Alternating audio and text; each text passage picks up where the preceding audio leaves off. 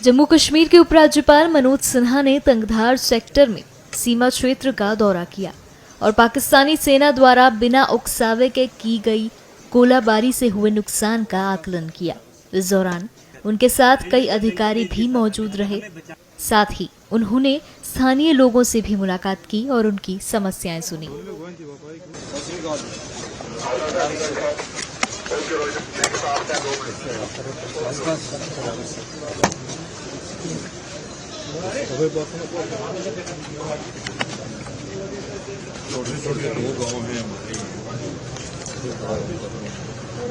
छोटा सा इलाका सर, आपका आना यहाँ मोस्ट वेलकम सर। आप इस दुख की घड़ी में हमारे पास आए, इस मुसीबत की घड़ी में आप हमारे पास आए, हम आपका इस बारे में आपका शुक्रिया अदा करते हैं। तो सर हमारी छोटी सी डिमांड ये है कि हम लोग जो है गोलाबारी में बहुत तंग हो रहे हैं। हमें चाहिए इंफरादी बैंकर, इंडिविजुअल बैंकर दे दीजिए सर। अगर हमें बचाना है सर तो हमें इंडिविजुअल बैंकर प्लीज, ये आपकी नवाजिश होगी, दीजिए सर।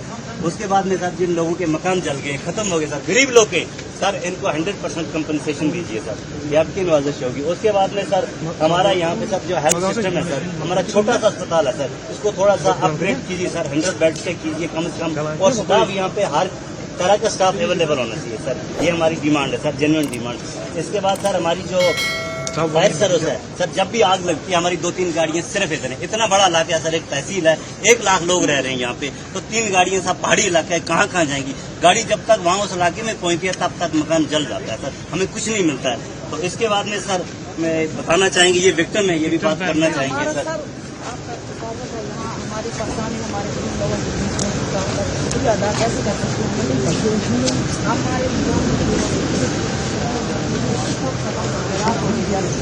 कुछ नहीं बचा हमारे पास। 5 भाई 2 भाई को ट्रेक हो, गाड़ियाँ डर हमारी रात हो गई हमारे पास कुछ हमारे लोकल डिपार्टमेंट सरकार हमारे एसपी साहब, हमारे लबादार साहब, चौकीदार साहब, हमारे डीसी जो थे हमारे बहुत अच्छे अफसर हैं, हमारी मदद की इंडियन आर्मी ने हमारी मदद, पुलिस वाले थे हमारे अच्छे। यहाँ एडवर्सरी के द्वारा जो सेलिंग हुई है उससे काफी लोगों के घर और कमर्शियल प्रॉपर्टी डैमेज हुई है। आज प्रशासन के अपने सीनियर ऑफिसर के साथ मैंने उसको विजिट भी किया है, देखा है अपनी आंखों से, यहाँ के लोगों से इंटरेक्शन करके उनकी समस्याओं को समझने की कोशिश की है। एक तो प्रशासन के अपने साथियों का मैं बहुत आभारी हूँ, जिन्होंने बहुत कठिन परिस्थिति में भी सदैव मौके पर डटे रहे और आवाम को कोई कठिनाई न हो, इसका उन्होंने भरपूर प्रयास किया। प्रशासन ने आकलन कर लिया है और उस आकलन के आधार पर जो अविलंब सहायता दी जा सकती थी वो दे दी गई है। कुछ जो लोग बचे हैं उन्हें आज रिलीज कर दिया जाएगा, लेकिन ये सहायता मुझे लगता है कि पर्याप्त नहीं है। जो क्षति हुई है उसका एक comprehensive plan divisional commissioner Kashmir और सीनियर ऑफिसर मिलकर बनाएंगे।